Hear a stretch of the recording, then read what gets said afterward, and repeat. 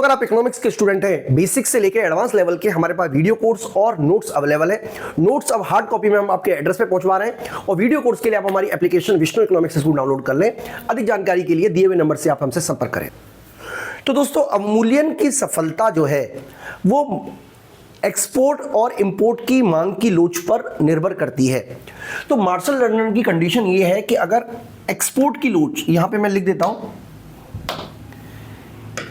EX plus EM, यानी कि आयात की लोच प्लस निर्यात की लोच का सम जो है वो एक के बराबर है, उस कंडीशन में अवमूल्यन सफल रहेगा। और इसकी वजह से जो व्यापार से इसका घाटा है, व्यापार से इसका घाटा कम होगा। व्यापार से नहीं, भुगतान से इसका घाटा, भुगतान से इसका घाटा कम होगा। लेकिन अगर EX plus EM equal to 1 है तो अवमूल्यन से कोई सुधार नहीं होगा, से कोई सुधार नहीं होगा।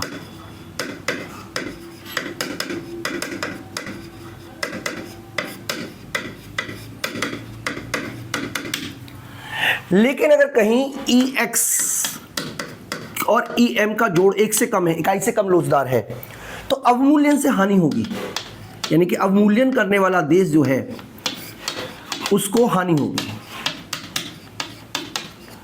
और उसका जो भुगतान शेष है, भुगतान शेष जो है उसका जो घाटा है वो बढ़ेगा। ये बेसिकली मार्शल लर्नर की कंडीशन है। यानी कि मार्शल लर्नर ने बताया कि भुगतान शेष किस कंडीशन में सफल रहेगा, किस कंडीशन में असफल रहेगा। अब इसको देखिए मैं एक एग्जांपल के माध्यम से समझाता हूं। न्यूमेरिकल मैंने ऑलरेडी सॉल्व किया हुआ है ताकि मैथमेटिकली आपको मैं सॉल्यूशन जल्दी दे सकूं और आपका टाइम जो है वो कम लगे। तो हम एक एग्जाम्पल के लिए मान लेते हैं, हम इन एग्जाम्पल के लिए मान लेते हैं कि भारत जो है वो 100 इकाई बेचता है, 100 इकाई X वस्तु की निर्यात करता है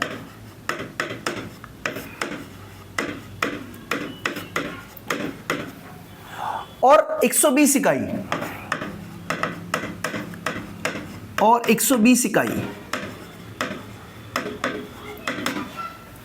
Y वस्तु का आयात करता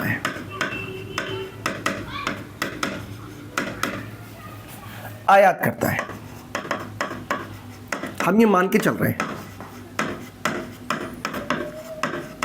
यानी कि 100 इकाई X वस्तु का निर्यात करता है और 120 इकाई का वस्तु का निर्यात करता है। हम ये मान के चल रहे हैं कि अवमूल्यन से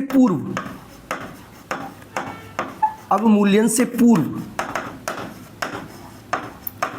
जो विनिमय दर है वो $1 इक्वल टू 100 रुपीज है। हम ये मान के चल रहे हैं। इसका मतलब ये हुआ कि उसका जो आयात खर्चा है, आयात भुगतान जो है, हम उसे रुपए के टर्म में बता रहे हैं बच्चों, वो कितना होगा भाई। हम ये भी मान के चल रहे हैं कि वस्तु जो 100 रुपए की है, 100 इकाई खरीद रहे हैं, हम ये मान के चल रहे हैं कि वस्तु $1 की है और भारत में 100 रुपए की है। सिंपल एग्जांपल के लिए मान के चल रहे हैं ताकि हमारा जो वो गलत ना हो। तो 100 रुपए की हम 120 रुपए का 120 वस्तु खरीद रहे हैं और हर वस्तु जो है वो $1 की है और हर डॉलर जो है वो 100 रुपए का है।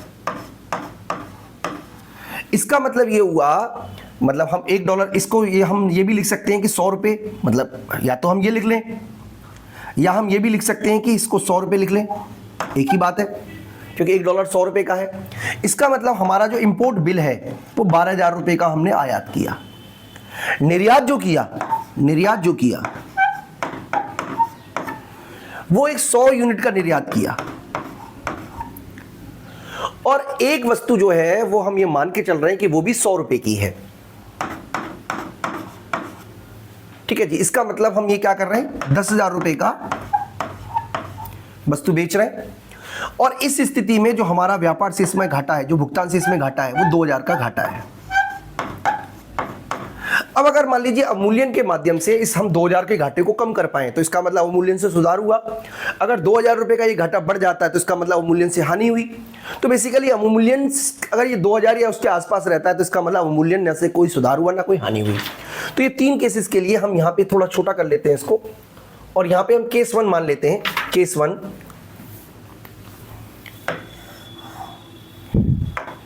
केस 1 मान लेते हैं। मैं यहां पे समझाने का प्रयास करूंगा। केस 1, हम ये मान के चल रहे हैं कि जो EX है वो 1 है, EM जो है वो 1 है, और जो EX प्लस EM जो है वो लेस मोर देन 1 है। इसका मतलब इस केस में हमारे को जो भुगतान शेष है उसमें सुधार दिखना चाहिए, तभी हमारा अवमूल्यन सफल माना जाएगा। अब इस केस में देखिए, मान लीजिए हमारा जो हमने जो अवमूल्यन किया है वो किया है 10% का, 10% अवमूल्यन किया है। अवमूल्यन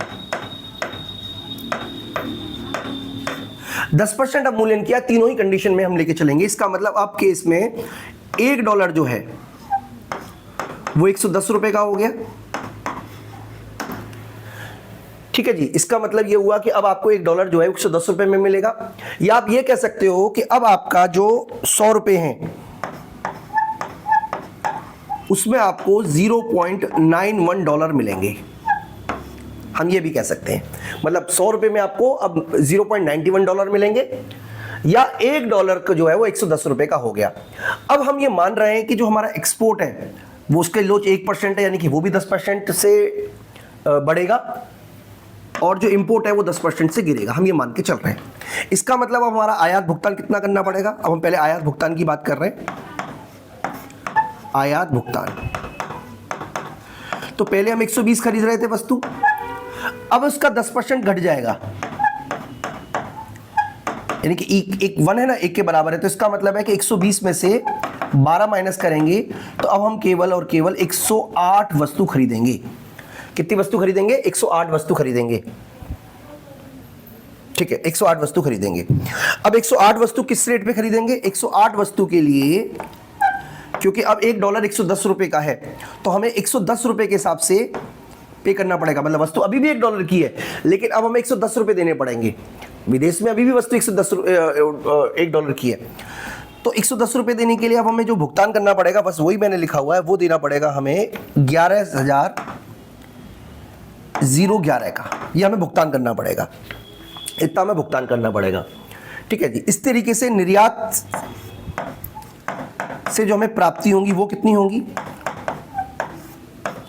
एक बार हम वो देख लेते हैं। निर्यात प्राप्ति की बात करें तो अब हम पहले से ज्यादा वस्तु निर्यात कर पाएंगे, 10% का हमारे निर्यात बढ़ जाएगा। यह हमारा 1 का मतलब 10% निर्यात बढ़ जाएगा, यानी कि पहले जो हम 100 रुपए निर्यात करते थे अब हम 110 वस्तु निर्यात कर पाएंगे। और अब हमें जो निर्यात करेंगे उसके हर वस्तु 110 रुपए मिलेंगे। भाई सिंपल सी बात है कि अब हमारा $1 110 रुपए का है, तो हमें मिलेगा भी 110 रुपए। इसका मतलब ये हुआ कि इस स्थिति में हमारा जो बिल आएगा वो आएगा 11,880। मतलब ये हुआ कि अब हमारे को जो पेमेंट करना पड़ेगा $1 110 रुपए का, तो इसका मतलब ये हुआ कि अब हमें जो पेमेंट करना पड़ेगा, लेकिन मांग 10% घटी है, इसका मतलब हमें पेमेंट करना पड़ेगा 11,011 का, और रिसीव होगी 11,880। इसका मतलब इस केस में जो हमारा बैलेंस ऑफ पेमेंट होगा वो माइनस में चला जाएगा 869। कहने का दोस्तों मतलब ये हुआ कि इस स्थिति में क्या हुआ, हमारे भुगतान से इस खाते में सुधार देखने को मिला। भुगतान से इस खाते में सुधार क्यों मिला? क्योंकि जो 2000 का घाटा है वो घटकर 869 का हो चुका है। बेसिकली इससे ये प्रूफ होता है कि अगर आयात और निर्यात की मांग की लोच का जोड़ 1 से अधिक है, जो कि इस कंडीशन में 2 है, तो उस कंडीशन में आपके भुगतान से इसका फायदा होगा। अब हम दूसरी कंडीशन लेके चल रहे हैं, जिस पर हम ये मान के चल रहे हैं कि जो EX है वो 0.5 है, EM जो है वो 0.5 है, जिसकी वजह से EX plus EM equal to 1 होगा। इसका मतलब इस केस में न तो कोई सुधार देखने को मिलेगा न कोई खराबी देखने को मिलेगी। तो जैसा कि आप जानते हैं कि पहले जो घाटा था वो 2000 का था। अब हम आयात कितना करेंगे, एक बार हम समझ लेते हैं। हम आयात कितना करेंगे, जो हम आयात करेंगे वो करेंगे, पहले हम कर देते 120 वस्तु का, अब 5% की कमी हो गई है बच्चों, 5% की कमी हुई है।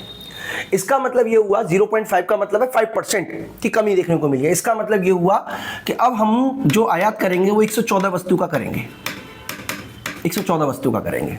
और निर्यात कितने का करेंगे? निर्यात कितने का करेंगे? पहले हम 100 वस्तु का निर्यात कर रहे थे, अब 5% का फायदा हुआ है, EX में 5% का फायदा हुआ है। इसका मतलब ये हुआ कि अब हम 105 वस्तु का निर्यात करेंगे।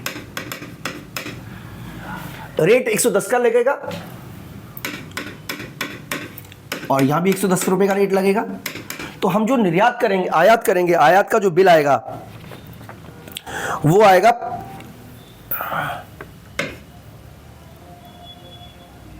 10,510 के आसपास, ठीक है जी। और जो निर्यात करेंगे हम, सॉरी ये एक्सपोर्ट का, ये इधर एक्सपोर्ट है 10,510 के करीब, और जो हम इंपोर्ट कर रहे हैं वो आ रहा है 12,540, 12,540।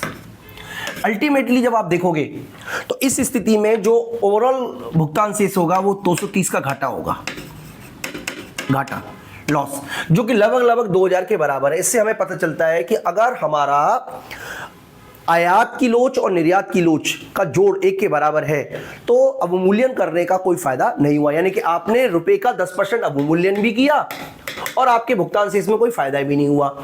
तीसरी केस अगर हम लेके चलें, तीसरा केस अगर हम लेके चलें, तीसरा केस हम क्या मान रहे हैं?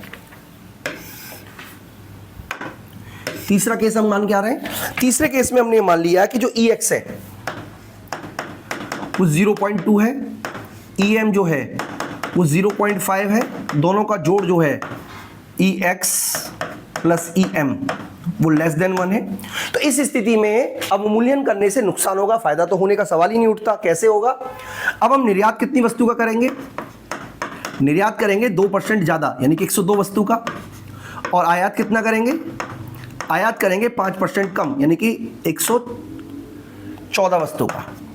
रेट वही लगेगा, 110 रुपए का रेट यहां लगेगा और यहां लगेगा कितने रुपए का रेट? 110 रुपए का। यानी कि हमने निर्यात कितने रुपए का किया है?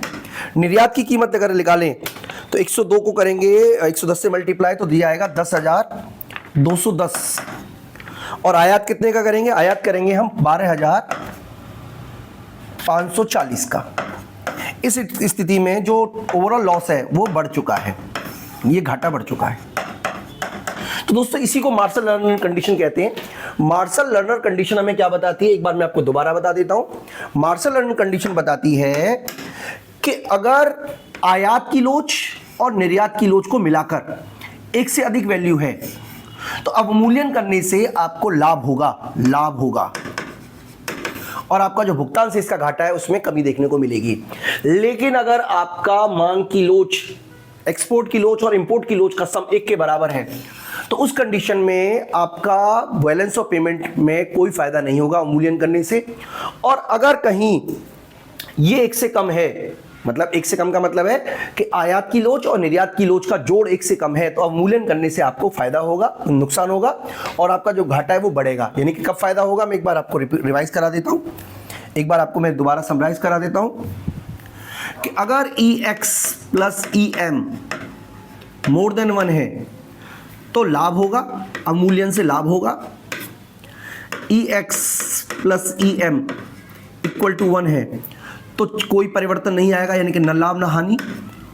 और अगर EX plus EM less than 1 है तो अवमूल्यन से हानि होगी। तो दोस्तों इस पूरे के पूरे टॉपिक से हमें यह कंक्लूजन निकलती है कि हमेशा सरकार के लिए अवमूल्यन फायदेमंद हो ये जरूरी नहीं है। अवमूल्यन करने से पहले सरकार को इस बात का ख्याल रखना चाहिए कि जिस वस्तु का वो निर्यात करता है उसकी लोच अधिक होनी चाहिए, और जिस चीज का वो आयात करता है उसकी लोच भी अधिक होनी चाहिए, तभी जाके अवमूल्यन से फायदा होगा, अदरवाइज अवमूल्यन से कोई फायदा नहीं होगा। दोस्तों इस वीडियो में इतना ही, थैंक यू।